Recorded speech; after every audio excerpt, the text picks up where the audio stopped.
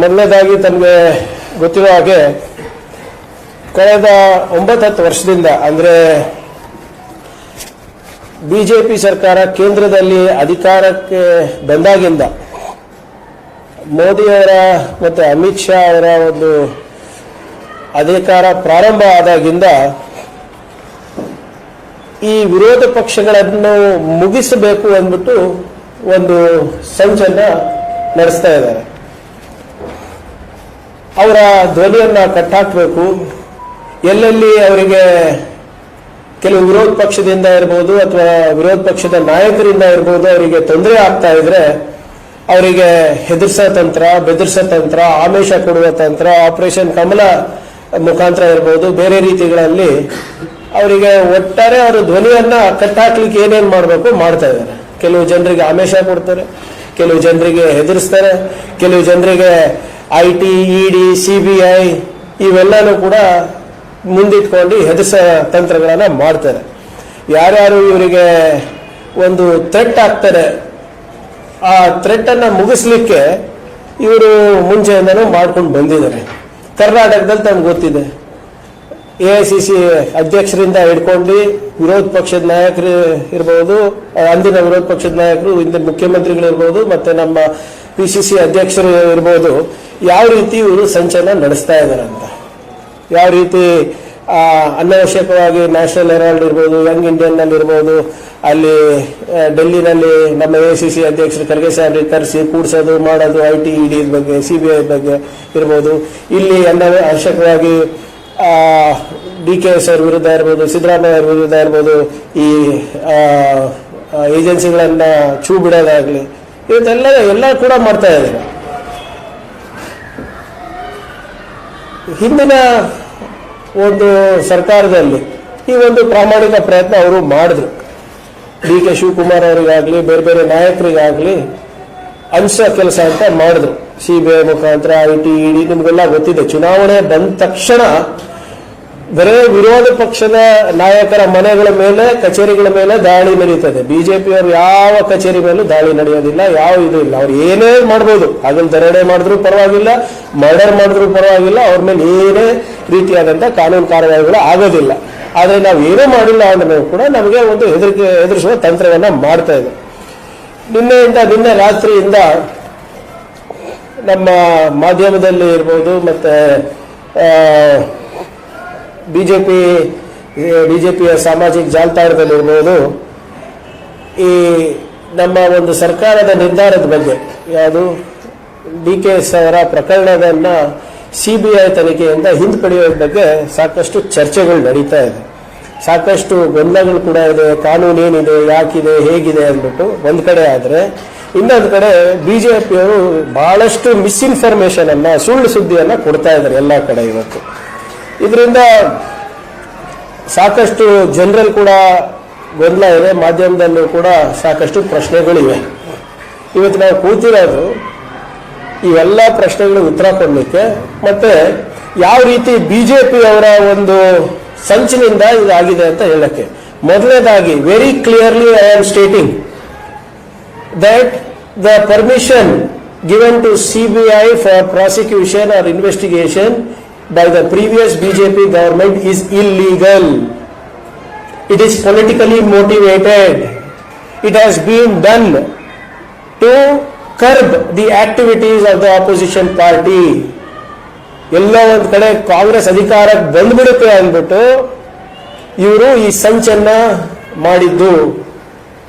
DK Shivakumar ಅವ್ರನ್ನ, ಸಿದ್ದರಾಮಯ್ಯ ಅವ್ರನ್ನ, ಕಾಂಗ್ರೆಸ್ ಅನ್ನ ಕಟ್ ಹಾಕ್ಲಿಕ್ಕೆ ಚುನಾವಣೆಗಿಂತ ಮುಂಚೆ ಇವೆಲ್ಲ ಇವರು ಮಾಡಿದಂತ ಕೆಲಸ. ಇದನ್ನ ನಾನು ಕ್ರೊನಾಲಜಿಕಲಿ ತಮ್ಗೆ ಹೇಳ್ತೀನಿ. ಅದಾದ್ಮೇಲೆ ತಮ್ದು ಏನೇ ಪ್ರಶ್ನೆ ಇದ್ರು ಕೂಡ ಅದ್ರ ಕೂಡ ನಾನು ಉತ್ತರ ಕೊಡ್ಲಿಕ್ಕೆ ತಯಾರಿದ್ದೀನಿ. ಮೊದಲನೇದಾಗಿ ನಾನು ಮಧ್ಯದಿಂದ ಬರ್ತೀನಿ. 9/9/2019 ಇಡಿಯಿಂದ ಚೀಫ್ ಸೆಕ್ರೆಟರಿ ಗವರ್ಮೆಂಟ್ ಆಫ್ ಕರ್ನಾಟಕಕ್ಕೆ ಒಂದು ಲೆಟರ್ ಬರುತ್ತೆ. ಏನಂತ ಬರೀತಾರೆ ಅದರಲ್ಲಿ ಅಂದ್ರೆ, subject sharing information under section 66(2) PMLA in case of DKS and others, ಅಂದ್ರೆ prevention of money laundering act in case of DKS and others, stating that based on the complaint filed by the IT department, investigation was taken up by the ED under the provisions of the said act ಅಂತ ಒಂದು ಬರುತ್ತೆ. ಇದು statutory compliance. ಯಾವುದೇ ತನಿಖೆ ಆದಾಗ ಅಲ್ಲಿ ಆ public representative ವಿರುದ್ಧ, ಅಂದ್ರೆ MLA ಇರ್ಬೋದು, MLC ಇರ್ಬೋದು, MP ಇರ್ಬೋದು, ಆ ರಾಜ್ಯದ ಇದು ಸರ್ಕಾರಕ್ಕೆ ಒಂದು ಸ್ಟ್ಯಾಟ್ಯುಟರಿ ಕಂಪ್ಲೈನ್ಸ್ ಹೋಗುತ್ತೆ.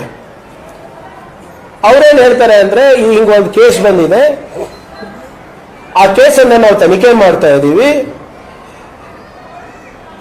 ಈ ಇನ್ಫಾರ್ಮೇಶನ್ ಅನ್ನ CBIಗೂ ಕೂಡ ಕೊಟ್ಟಿದ್ದೀವಿ. ಏನಂತ ಹೇಳ್ತಾರೆ, the letter also states that they have shared this information to CBI through a letter dated 2/9/2019 and details of the complaint filed by the IT in annexure A ಅಂತ. ಆ annexure ನಮ್ಮ ಹತ್ರ ಇಲ್ಲ, ಸರ್ಕಾರ ಹತ್ರನೇ ಇಲ್ಲ. ಇದು ಮಾಹಿತಿಗಾಗಿ ಅಂತ ಅಷ್ಟೇ ಕೊಡ್ತಾರೆ, ಅದು ಕಂಪಲ್ಸರಿ ಕೊಡಬೇಕು, ಕೊಟ್ಟಿದ್ದಾರೆ. 2 ದಿನದಲ್ಲಿ ಲೆಟರ್ ಬಂದಿತ್ತು 9ನೇ ತಾರೀಕು. 11ನೇ ತಾರೀಕು 11/9/2019 ಚೀಫ್ ಸೆಕ್ರೆಟರಿ ಅವರು ಇದನ್ನ ರಿಸೀವ್ ಮಾಡ್ಕೊಂಡು ಫರ್ದರ್ ಆಕ್ಷನ್ಗೆ ಮೂವ್ ಮಾಡ್ತಾರೆ. ಎಲ್ಲಿಗೆ? DPRಗೆ. ಒಂದೇ ದಿನದಲ್ಲಿ 12ನೇ ತಾರೀಕು 12/9/2019 ಇದು DPRಗೆ ಹೋಗ್ತದೆ. ಫಸ್ಟ್ ಆಫ್ ಆಲ್ ಇದು DPRಗೆ ಯಾಕೆ ಹೋಗಿದೆ ಗೊತ್ತಿಲ್ಲ. It is not does not come under them at all. ಅಲ್ಲಿನ ಅವಾಗಿನ ಅಂಡರ್ ಸೆಕ್ರೆಟರಿ ಏನ್ ಬರೀತಾರೆ ಅಂದ್ರೆ, ಇದು ಒಂದು ಲೆಟರ್ ಹಿಂಗ್ ಬಂದಿದೆ, ಇಡಿಯಿಂದ ಒಂದು ಕಂಪ್ಲೇಂಟ್ಸ್ ಬಂದಿದೆ, ಇದನ್ನ ಈ ಲೆಟರ್ ಅನ್ನ ಉಲ್ಲೇಖಿಸ್ಬಿಟ್ಟು ಅವರು 2 ಕ್ಲಾರಿಫಿಕೇಶನ್ ಕೇಳ್ತಾರೆ.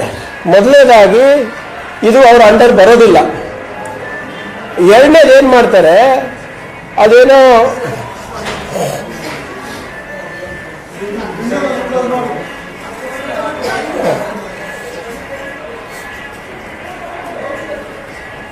ಸ್ಕೂಲ್ ಮಾಡ್ಬೋದು.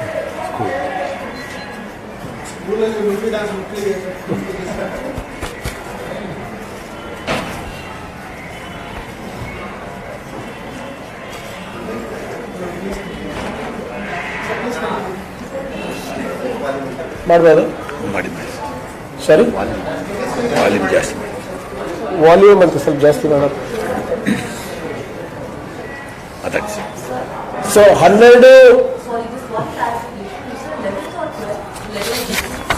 11th letter was received by Chief Secretary. 9th it was dispatched. 11th it was received by Chief Secretary for further action. 12th they write, the Under Secretary writes, which is beyond their jurisdiction. They take a decision. ಅವ್ರ ವ್ಯಾಪ್ತಿಗೆ ಬರೋದಿಲ್ಲ.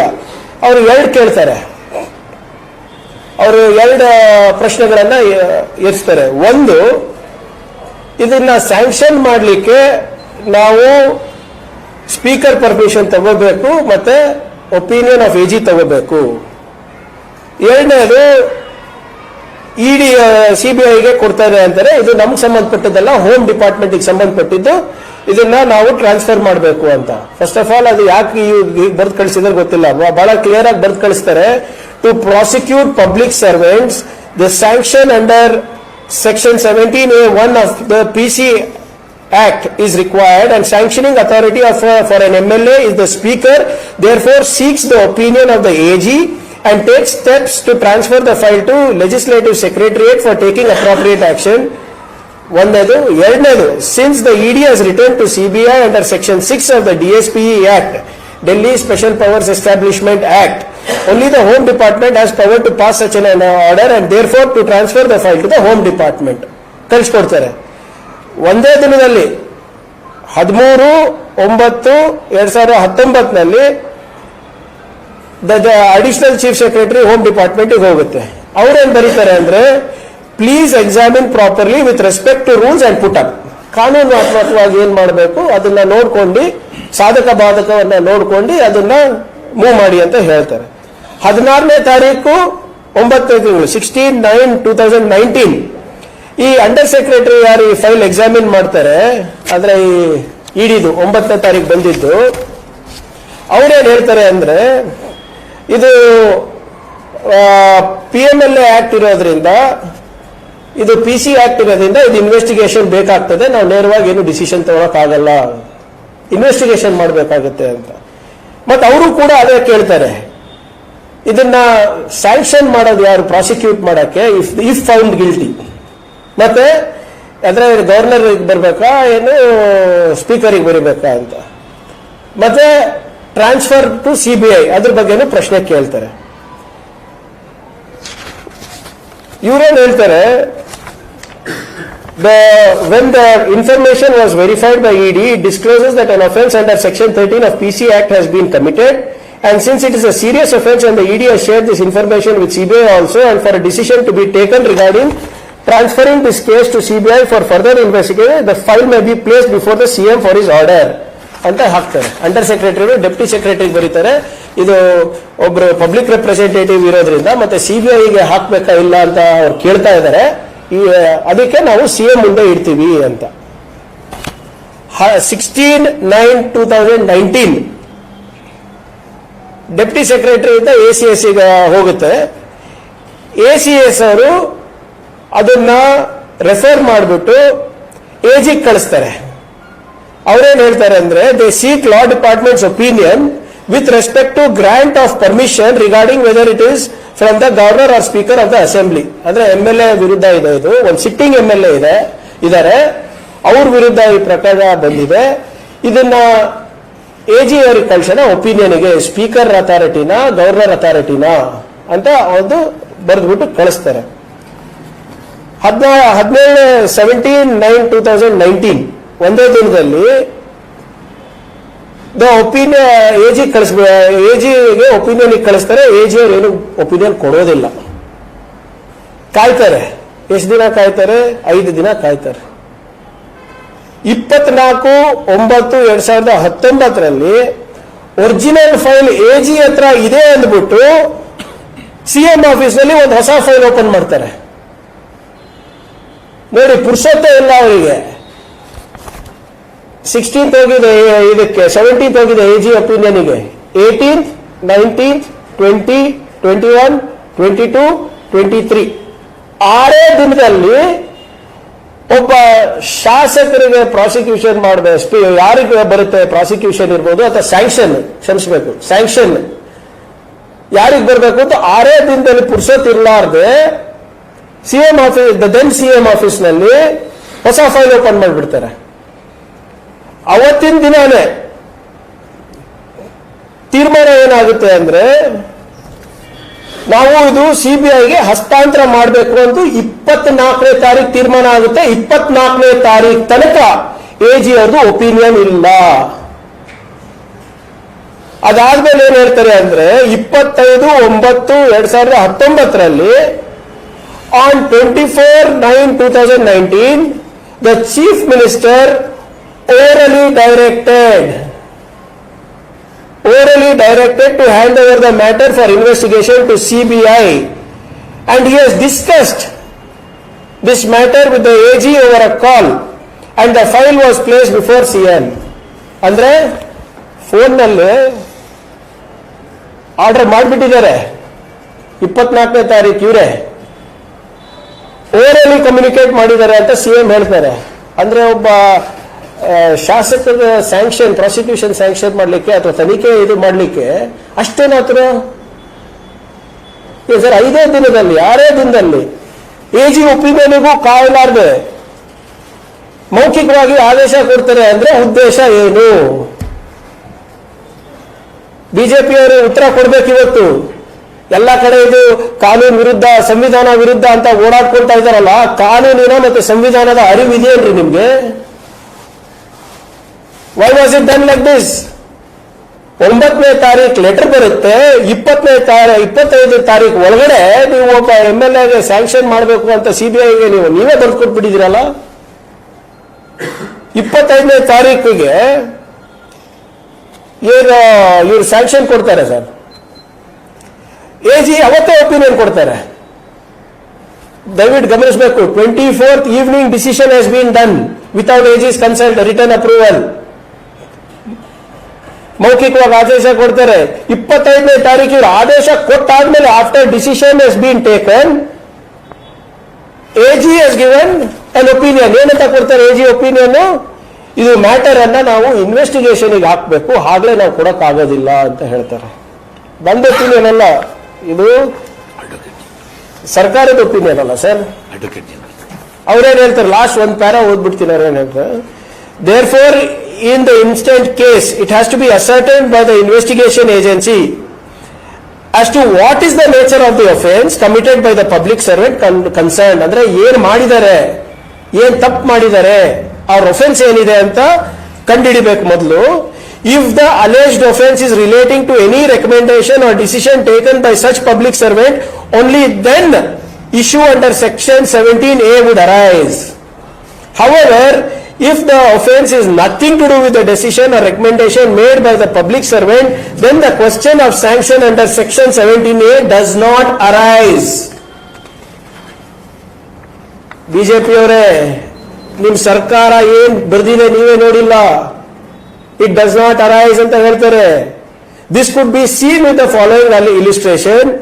For instance, if a public servant is being prosecuted, assets disproportionate to the known source of income, question of grant of sanction as contemplated under section 17A does not arise. DA case idrunu kuda does not arise. Even in case of sanction under section 19, question of sanction would arise only after the charge sheet is filed by the investigation agency. ಅಕಸ್ಮಾತ್ ನೀವು sanction ಕೊಡಬೇಕು ಅಂದ್ರೂ ಕೂಡ investigation ಏಜೆನ್ಸಿದು ನಿಮಗೆ charge sheet ಇರಬೇಕು. ಮತ್ತೆ charge sheet ಎಲ್ಲಿ ತಪ್ಪ ಆವಾಗ? ದಯವಿಟ್ಟು ಬಿಜೆಪಿಯವರು ಹೇಳಬೇಕು, 25/9/2019 ಚಾರ್ಜ್ ಶೀಟ್ ಎಲ್ಲಿತ್ತು? Why was it not filed? ಆಮೇಲೆ ಸಿಬಿಐ ವಾಪಸ್ ಕೊಟ್ರು. ಎಷ್ಟು ಅವಿವೇಕತನಾದ ಪರಮಾವಧಿ ಇದೆ ಅಂದ್ರೆ ಈ ಬಿಜೆಪಿನಲ್ಲಿ. What is the criteria to give a case to CBI? ಓದಿದ್ದೀರಾ? What is the criteria? ಇದು ನಮ್ದಲ್ಲಪ್ಪ, ಇದು ನಿಮ್ ಗುರುಗಳು ಮೋದಿ ಅವರು ಕಳಿಸ್ಕೊಟ್ಟಿರೋ ಆದೇಶ, ಇದು ನಿಮ್ಮ ಅಮಿತ್ ಶಾ ಕೊಟ್ಟಿರೋ ಆದೇಶ. ಇದು ಏನಂತ ಕೊಡ್ತಾರೆ, ಅದು circular to chief secretaries of all state governments subject introduction of single window system in Department of Personnel and Training for receiving proposals of CBI investigation. ಅಂದ್ರೆ ಸಿಬಿಐ ಇನ್ವೆಸ್ಟಿಗೇಷನ್ ಮಾಡಬೇಕು, ನೀವು ಪ್ರಪೋಸಲ್ ಕಳಿಸಿದ್ರೆ ಕೆಲವು ಮಾನದಂಡಗಳಿದೆ. ಆ ಮಾನದಂಡಗಳು ಏನು ಅಂತ ಹೇಳ್ತಾರೆ. ಅದರಲ್ಲಿ 5 ಮಾನದಂಡಗಳು ಕೊಡ್ತಾರೆ ಅವರು. ಒಂದನೇದು brief facts of the case to be investigated. ಅಂದ್ರೆ ಕೇಸಿನ ಮಾಹಿತಿ ಬೇಕು ನಮಗೆ, ಫ್ಯಾಕ್ಟ್ಸ್ ಆಫ್ ದ ಕೇಸ್ ಬೇಕು. Copy of the FIR, and if FIR is in local language, the English translation may be provided. Result of the investigation done by the local police, including details of seizures, arrest made, and present status of the arrested accused, that is, whether on bail or in custody. Copy of FIR, and if FIR is in local language, ಅದು ಬಿಟ್ಬಿಡಿ. Copy of FIR ಬೇಕು ಅಂತಾರೆ. ಎಲ್ಲಿತ್ತು copy of FIR? ಎಲ್ಲಿತ್ತು investigation report? Seize ಮಾಡಿದ್ರಿ ಅದ್ರೆಲ್ಲ Caesar's ಎಲ್ಲಿತ್ತು? ಅವಾಗ D K Shivakumar ಅವರು ಜೈಲಲ್ಲಿ ಇದ್ರ? Was he on bail? Was he accused? Was he arrested? Where was the copy of the FIR? ಬಹಳ ಸ್ಪಷ್ಟವಾಗಿ ಅಮಿತ್ ಶಾ ಅವರು ನಿಮ್ಗೆ ಸಂದೇಶ ಕಳಿಸಿದ್ದಾರೆ, ಕಾಪಿ ಆಫ್ ದ FIR ಇರಬೇಕು ಮಾರಾಯರೇ ಅಂತ. ಎಲ್ಲಿದೆ ಡೀಟೇಲ್ಸ್? ಮೂರನೇದು details of court case if any filed in the matter. ಯಾವ್ದಾದ್ರು ಕೋರ್ಟ್ ಕೇಸ್ ಇತ್ತಾ? ಇರಲಿಲ್ಲ. Justification for referring the matter to CBI including interstate or transnational ramification. ಅಂದ್ರೆ ನಾವು ಇದು ನಿಮಗೆ ಹಸ್ತಾಂತರ ಮಾಡ್ತಾ ಇದ್ದೀವಿ ಸಿಬಿಐ ಅವರಿಗೆ, ಯಾಕಂದ್ರೆ ಇದರಲ್ಲಿ ಬೇರೆ ರಾಜ್ಯದ ಅಂತರ್ರಾಜ್ಯದ ವಿಷಯಗಳಿರ್ಬೋದು ಅಥವಾ ಬೇರೆ ದೇಶದ ವಿಷಯಗಳಿರ್ಬೋದು, ಇಂಟರ್ನ್ಯಾಷನಲ್ ಆರ್ ನ್ಯಾಷನಲ್ ಇಶ್ಯೂಸ್. ಅದು ಏನಾದ್ರೂ ಇದು ಜಸ್ಟಿಫಿಕೇಶನ್ ಕೊಡಬೇಕು ಅಂತ ಇದೆ. ಎಲ್ಲಿದೆ ಅಪ್ಪ ಜಸ್ಟಿಫಿಕೇಶನ್? ಅದಕ್ಕೆ ಯಾವ ಸ್ವಿಸ್ ಬ್ಯಾಂಕ್ ಅಕೌಂಟ್ ಇದೆ?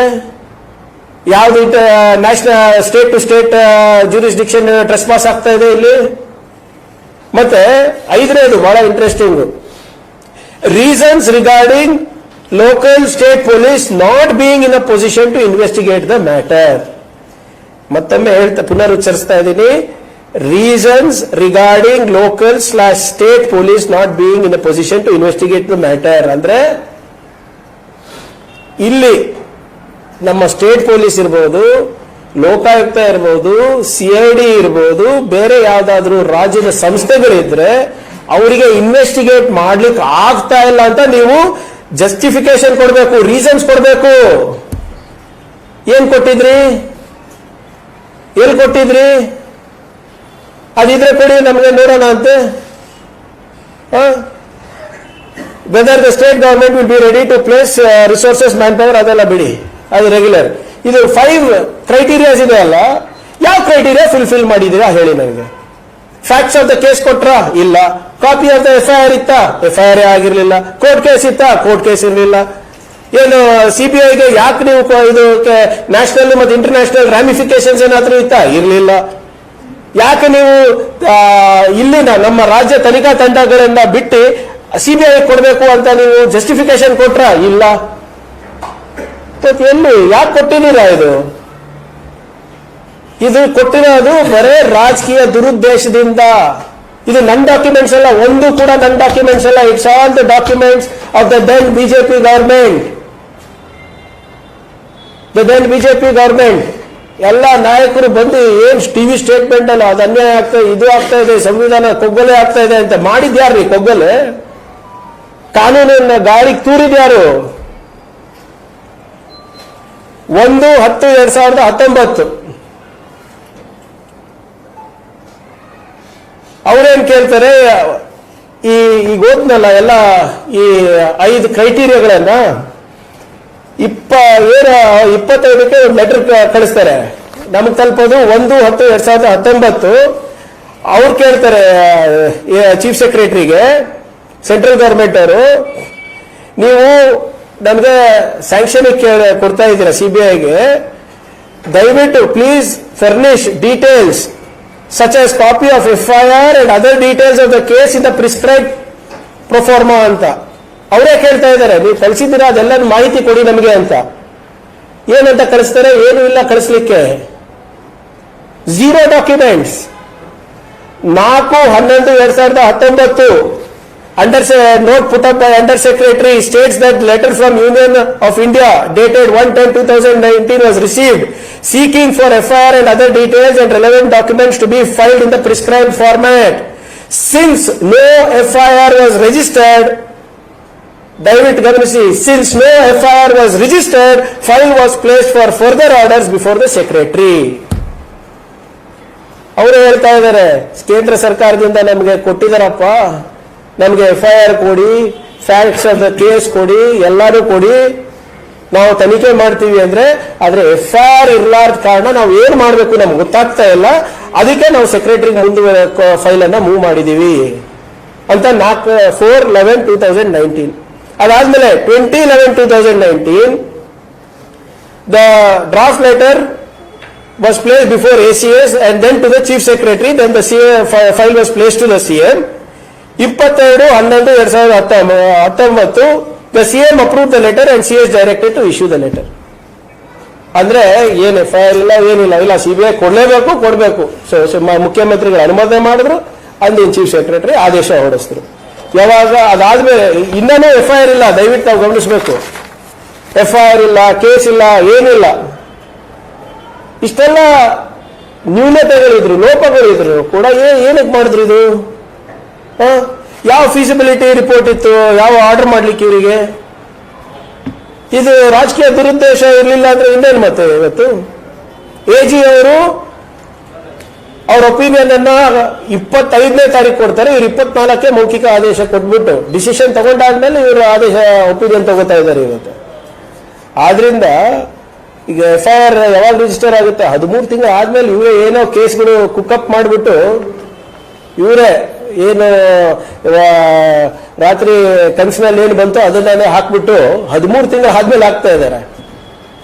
ಆಮೇಲೆ as per law without FIR you can't give only. ನಮ್ದಲ್ಲ, ಕೇಂದ್ರ ಸರ್ಕಾರದ ಇದು ಇದೆ, ಮಾನದಂಡಗಳಿದೆ. ಸಿಬಿಐ FIR ಲಾಂಚ್ ಮಾಡ್ತಾರೆ October 3rd sir 2020.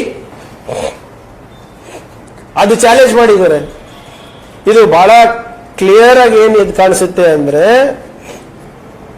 BJP ಅವರಿರ್ಬೋದು, Yediyurappa ಅವರಿರ್ಬೋದು, ಮತ್ತೆ ಕೇಂದ್ರದ ಬಿಜೆಪಿ ಸರ್ಕಾರದವ್ರು ಇರ್ಬೋದು, ಎಲ್ಲೋ ಒಂದು ಕಡೆ ಕಾಂಗ್ರೆಸ್ ಅಲೆ ಇದೆ, ಇವರು ಆರ್ಸ್ ಬಂದ್ಬಿಡ್ತಾರೆ ಅಂತೂ ಭಯ ಹುಟ್ಟಿಸ್ಲಿಕ್ಕೆ ನಮ್ಮ ನಾಯಕರಿಗೆ ಹಿಂಗ್ ಮಾಡಿರೋದು. ನಾನು ಹೇಳ್ತಾ ಇದ್ದಿಲ್ಲ, ಶೋಮಿ ಯಾವ ಕಾನೂನು ಪಾಲನೆ ಮಾಡಿದ್ರೆ ನಂಗೆ ತೋರಿಸ್ಬಿಡಿ ಅಪ್ಪ. ಈ ಒಂದು ದಾಖಲೆಗಳು ಕೂಡ ನಂದಲ್ಲ, ಎಲ್ಲಾನು ನಿಮ್ಮ ಅಂದಿನ ಸರ್ಕಾರದ ದಾಖಲೆಗಳು. ಇನ್ನ ಬಹಳ ಇದೆ ಓದ್ಬೇಕು ಅಂದ್ರೆ. ಹೆಂಗೆ ಕಾನೂನು ಉಲ್ಲಂಘನೆ ಮಾಡಿದ್ದಾರೆ, ಏನೇನು ಮೌಖಿಕ ಆದೇಶಗಳು ಕೊಟ್ಟಿದ್ದಾರೆ, ನಮ್ಮ ನಾಯಕರುಗಳನ್ನ ಕಟ್ಟಾಕ್ಲಿಕ್ಕೆ ಏನೇನು ಮಾಡಿದ್ದಾರೆ ಅವೆಲ್ಲಾನು ಇದೆ. ಇವೆಲ್ಲಾನು ಕೂಡ ದಾಖಲೆಗಳಲ್ಲಿದೆ. ಇವರು ಕಾನೂನು ವಿರುದ್ಧವನ್ನ ಮಾಡಿರೋದನ್ನ ನಾವು ಕಾನೂನಾತ್ಮಕವಾಗಿ ನಾವು ವಾಪಸ್ ತಕೊಂಡ್ರೆ ಇವರಿಗೆ ಬೆಂಕಿ ಹಚ್ತಾ ಇದೆ. ಯಾಕಪ್ಪ? ಆಮೇಲೆ ನಾವೇನೋ ಇದು ಮಾಡ್ತಾ ಇಲ್ಲ. 3 ಸುಪ್ರೀಂ ಕೋರ್ಟ್ ಆದೇಶಗಳಿದೆ, ಇದರಲ್ಲಿ 3 ಸುಪ್ರೀಂ ಕೋರ್ಟ್ ಆದೇಶಗಳಿದೆ ಇದು ಕೇಸ್ಗಳನ್ನ ಹಿಂಪಡಿಲಿಕ್ಕೆ. ನಿಮ್ಮ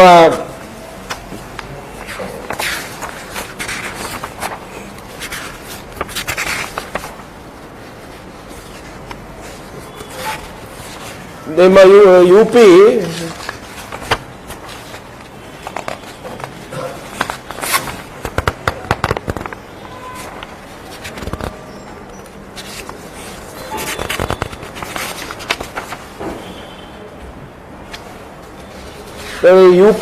State of UP versus Maharaja Dharmendra Prasad Singh 1989, Dorji versus CBI and others 1994.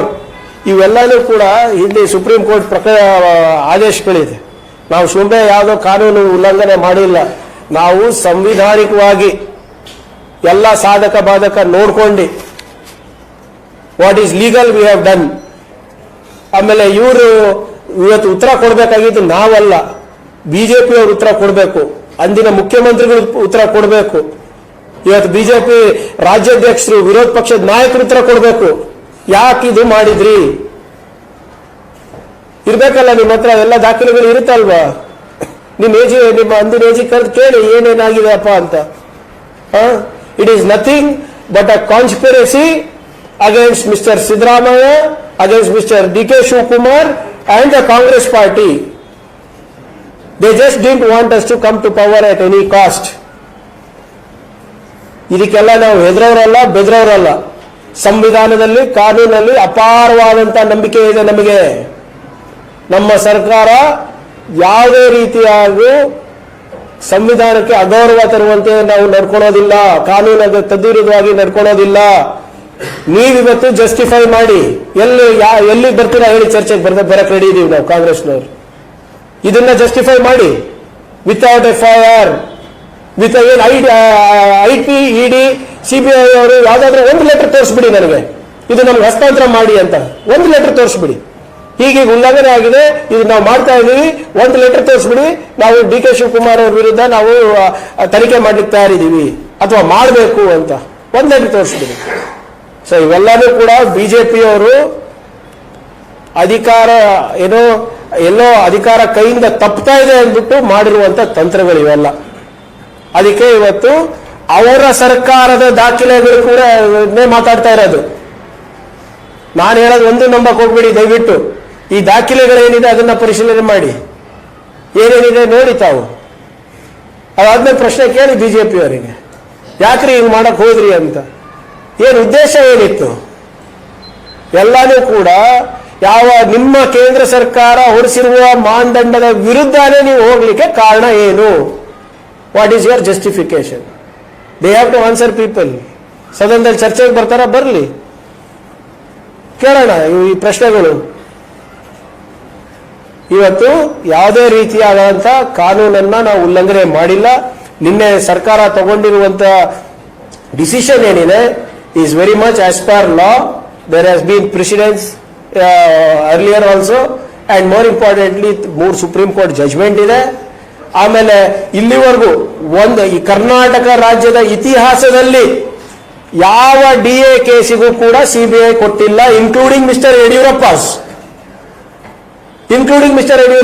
Not ಒಂದು ಪ್ರಕರಣ ತೋರಿಸ್ಬಿಡಿ ನಮ್ಮ 50 ವರ್ಷದ ಇತಿಹಾಸದಲ್ಲಿ ಅಥವಾ ನಮ್ಮ 75 ವರ್ಷದ ಇತಿಹಾಸದಲ್ಲಿ ನಾವು DA ಕೇಸನ್ನ CBI ಕೊಟ್ಟಿರೋದು ಸ್ಟೇಟ್ದು ಎಷ್ಟೊಂದಿವೆ, ಇಲ್ಲೇ ನಡೀತಾ ಇದೆ. ಸೊ ಆದ್ರಿಂದ ಇದನ್ನ ನಾವು ಯಾವುದೇ ಇರಲಿ ಕಾನೂನು ಹೋರಾಟ ಮಾಡೋಣ ಅವ್ರ ವೈಯಕ್ತಿಕವಾಗಿ. ಸೊ ಆದ್ರಿಂದ ನಮ್ಮ ಡಿಸಿಷನ್ ಏನಿದೆ is as per law. Thank you. ಪರಮ ಪ್ರಾಮಾಣಿಕ ನಾಯಕ DK ಶಿವಕುಮಾರ್ ಅವರು ಏನು ಅಪರಾಧ ಮಾಡಿಲ್ಲ, ಏನು ಅಕ್ರಮ ಮಾಡಿಲ್ಲ, ಏನು ಅವ್ಯವಹಾರ ಮಾಡಿಲ್ಲ, ಏನು ಭ್ರಷ್ಟಾಚಾರ ಮಾಡಿಲ್ಲ ಅಂತ ಹೇಳಿದ್ರೆ ಯಾವುದೇ CBI ಕೇಸ್ಗೆ ಯಾಕೆ ಹೆದರ್ಬೇಕು ಸರ್? ನಾವು ಹೆದರ್ತಾ ಇಲ್ಲ. ಪರಮ ಪ್ರಾಮಾಣಿಕ ಇಲ್ಲ ನೋಡಿ, ಯಾರ ಹೆದರ ಪ್ರಶ್ನೆ ಇಲ್ಲ. ನಾನು ಕೇಳ್ತಾ ಇರೋದು, ತಾವು ತಡವಾಗಿ ಬಂದ್ರಿ, ನಾನು ಏನೇನು ನಾನು ಮುಂದಿಟ್ಟುಕೊಂಡಿದ್ದೀನಿ, ಮುಂದಿಟ್ಟು ಕೇಳಿದ್ದೀನಿ, ಅದ್ರ ಬಗ್ಗೆ ಉತ್ತರ ಕೊಡ್ಲಿ ಅವರು ಬಿಜೆಪಿ ಅವರು. ಯಾವುದೇ ಕೇಸ್ ಇರ್ಲಾರ್ದೆ, ಯಾವುದೇ FIR ಆಗ್ಲಾರ್ದೆ, no whatever it is court, ಈಗ ಕೋರ್ಟ್ ಅಲ್ಲಿ ನಡೀತಾ ಇದೆಯಲ್ಲ, ಎಸ್ ಈಸ್ ಕ್ಲೀನ್ ಅಂತ ಅವ್ರು ಹೇಳಿದಾರಲ್ಲ. ನಮ್ಮ DK ಅವರು ಎದುರಿಸ್ತೀವಿ ಅಂತ ಹೇಳಿದಾರಲ್ಲ, ನಾವು ಎಲ್ಲೂ ಓಡೋಗಿದ್ದೀವಿ ನೋಡಿ. ದ ಪಾಯಿಂಟ್ ಇಸ್ ಇಲ್ಲ ಕೋರ್ಟ್ ಹೇಳಿ ನಡೆಸ್ತಾ ಇದೀವಲ್ಲ. ಈಗ ಅದು ಕೋರ್ಟ್ ತೀರ್ಮಾನ ಆಗುತ್ತಲ್ವಾ, ಅವ್ರು ಕೋರ್ಟಿಂದ ಎಲ್ಲಿ ಹೆದರ್ಕೊಂಡು ಹೋಗ್ತಾ ಇದ್ದಾರೆ ಸರ್. ನಾವು ಕೇಳ್ತಾ ಇದು ಸರ್, ಒಂದ್ ನಿಮಿಷ ಪ್ಲೀಸ್, ದಯವಿಟ್ಟು ಅರ್ಥ ಮಾಡ್ಕೊಳ್ಳಿ. Question here is CBI sanction ಬಗ್ಗೆ. ಮಿಕ್ಕಿದೆಲ್ಲ ಏನೇ ಇದ್ರೂ ಕೂಡ ಕಾನೂನು ವೈಯಕ್ತಿಕವಾಗಿ ಹೋರಾಟ ಮಾಡ್ತಾ ಇದ್ರೆ ಅದಕ್ಕೆ ನಾವು ಸಪೋರ್ಟ್ ಮಾಡ್ತೀವಿ as A party, we will do it. ನಮ್ಮ ಪ್ರಶ್ನೆ ಇವತ್ತು ಬಿಜೆಪಿ ಅವರು ಎಲ್ಲಿ ಎಲ್ಲ ಕಡೆ ಓಡಾಡ್ಕೊಂಡು ಹೇಳ್ತಾ ಇದಾರಲ್ಲ, ಇದು ತಪ್ಪು ಅಂತ, ಇದು ಸ್ಯಾಂಕ್ಷನ್ ಮಾಡಿದ್ರೆ ತಪ್ಪು ಅಂತ ನಾವು ಹೇಳ್ತಾ ಇರೋದು ನೋಡಿ. ಅದು ಕೋರ್ಟ್ ಅಲ್ಲಿ ಇದೆ, ವೈಯಕ್ತಿಕವಾಗಿ ಅವ್ರು ಹ್ಯಾಂಡಲ್ ಮಾಡ್ತಾ ಇದಾರಲ್ಲ. ನಾನೇ ಡಿಸಿಷನ್ ತಗೊಳಕ್ಕೆ, ನೀವೇ ಡಿಸಿಷನ್ ತಗೊಳಕ್ಕೆ, ದೇ ವಿಲ್ ಟೇಕ್ ಇಟ್.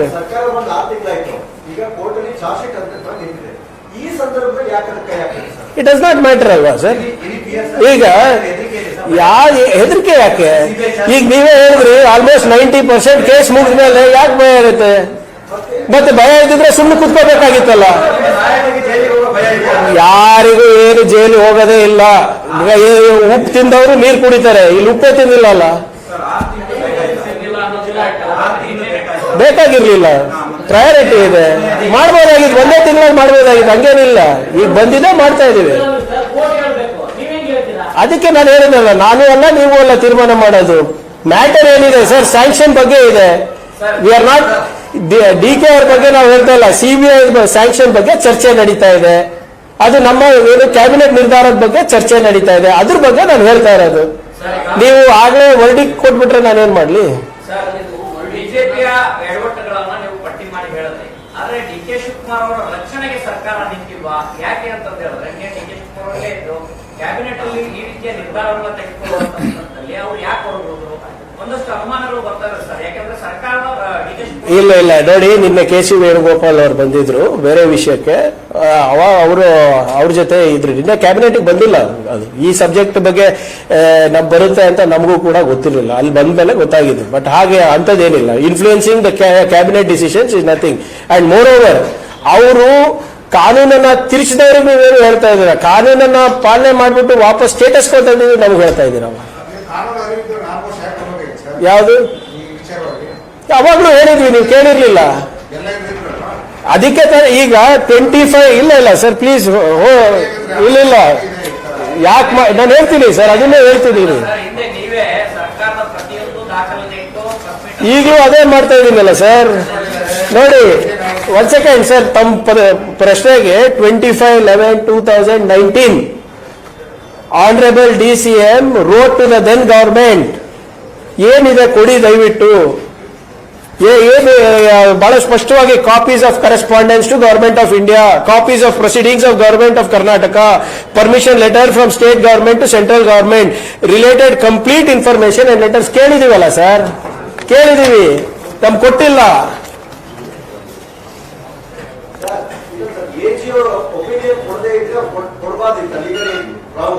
ಯಾವುದು? I am not saying legal AG's opinion is wrong. ನಾನೇನ್ ಹೇಳ್ತಾ ಇದ್ದೀನಿ ಅಂದ್ರೆ ಈಗ ಸರ್ಕಾರ ಎಜಿ ಒಪಿನಿಯನ್ ಕೇಳಿದೆ 17ನೇ ತಾರೀಕು. ಎಜಿ ಒಪಿನಿಯನ್ ಬರ್ಲಿಕ್ಕೆ ಕಾಯ್ದೆ ಇಲ್ಲ ಇವರು. ಇವರೇ ಮೌಖಿಕವಾಗಿ ಫೋನ್ ಮಾಡಿ ಇಲ್ಲ you go ahead with CBI ಅಂತ ಯಾವ ಆಧಾರದ ಮೇಲೆ? ಅದಾದ್ಮೇಲೆ ಎಜಿ ಒಪಿನಿಯನ್ ಕೊಡ್ತಾರೆ that it cannot be done ಅಂತ. CBI ಇನ್ವೆಸ್ಟಿಗೇಟ್ ಮಾಡಬೇಕು ಅಂತ ಹೇಳ್ತಾರೆ. In spite of what AG's answer is ಅವ್ರು ದೇ ಗೋ ಹೆಡ್. ಎಜಿ ಒಂದು ಪ್ಯಾರ ಓದ್ನಲ್ಲ ನಾನು. ಇವತ್ತಿನ ಎಜಿ ಅವರ ಬಗ್ಗೆ ಕೂಡ ಯತ್ನಾಳ್ ಅವರು ಅನುಮಾನ ವ್ಯಕ್ತಪಡಿಸಿದ್ದಾರೆ. DK ಶಿವಕುಮಾರ್ ಅವರ ಪರ್ಸನಲ್ ಲೀಗಲ್ ಕೌನ್ಸಿಲರ್ ಇವತ್ತು ಎಜಿ ಆಗಿದ್ದಾರೆ ಅನ್ನೋ ಕಾರಣಕ್ಕೆ ರಿಪೋರ್ಟ್ ಅನ್ನು ಕೊಟ್ಟಿದ್ದಾರೆ. ಎಜಿ ಯಾರೇ ಇರ್ಬೋದು ಸರ್, ಕಾನೂನು ಒಂದೇ ಅಲ್ಲ ಎಲ್ಲರಿಗೂ, ಸಂವಿಧಾನ ಒಂದೇ ಅಲ್ಲ. ಯತ್ನಾಳವ್ರು ಏನಾದ್ರು ಅವಾಗ ಯಾಕೆ ಯತ್ನಾಳವ್ರು ಸುಮ್ಮನಿದ್ರು? ಅವರಿಗೆಲ್ಲ ಗೊತ್ತಲ್ಲ, PSI ಹಗರಣ ಯಾರು ಮಾಡಿದ್ ಗೊತ್ತು, ಗಂಗಾ ಕಲ್ಯಾಣ ಯೋಜನೆ ಹಗರಣ ಮಾಡಿದ್ ಯಾರು ಗೊತ್ತು, ನಿಮ್ ಮುಂದೆನೇ ಹೇಳಿದಾರಲ್ಲ. ಅವಾಗ ಯಾಕೆ ಕೊಟ್ಟಿಲ್ಲ? ಸಾರ್ವಜನಿಕರ ಹಿತಾಸಕ್ತಿನಲ್ಲಿ ಯಾಕೆ ಕೊಟ್ಟಿಲ್ಲ? ಈಗ ಅವಾಗ ಇವಾಗಿನ ಏಜಿ ಇವ್ರ ಸಂಬಂಧಿಕರಂತ ಎಲ್ಲ ಹೇಳ್ತಾ ಇದ್ರಲ್ಲ, ಅವಾಗಿನ ಏಜಿ ಯಾರು ಸಂಬಂಧಿಕರು? ಮತ್ತೆ ಸಂವಿಧಾನ ಒಂದೇ ಅಲ್ವಾ ಸರ್, ಕಾನೂನು ಒಂದೇ. We cannot go. ನಾವು ಕೇಳ್ತಾ ಇರೋದು ವೆರಿ ಸಿಂಪಲ್. ಬಿಜೆಪಿ ಅವರು ಈ ಸ್ಯಾಂಕ್ಷನ್ ಅನ್ನ ಕೊಟ್ಟಿದ್ದು ಅಸಂವಿಧಾನಿಕವಾಗಿ, ಕಾನೂನು ವಿರುದ್ಧವಾಗಿ, ಅಷ್ಟೇ ಹೇಳ್ತಾ ಇರೋದು. ವಾದ ಪ್ರತಿವಾದ ಅಲ್ಲ ಸರ್ ಇದರಲ್ಲಿ. There should not be any discussion if you ask me, because these are not my documents.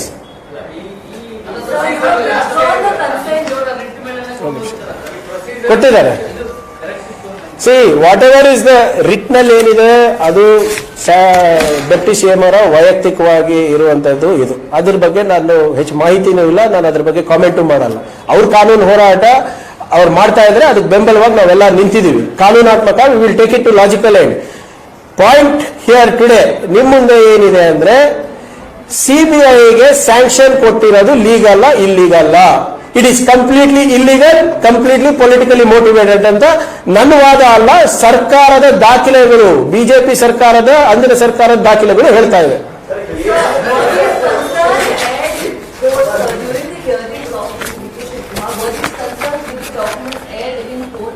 That you will have to check with. See, like I said, I will not be commenting on that particular case, which is a personal matter. ಒಂದು ನಿಮಿಷ sir, ಇಲ್ಲ ಅನುಮತಿ ವಾಪಸ್ ಕೊಡ್ತೀವಿ ಅಷ್ಟೇ.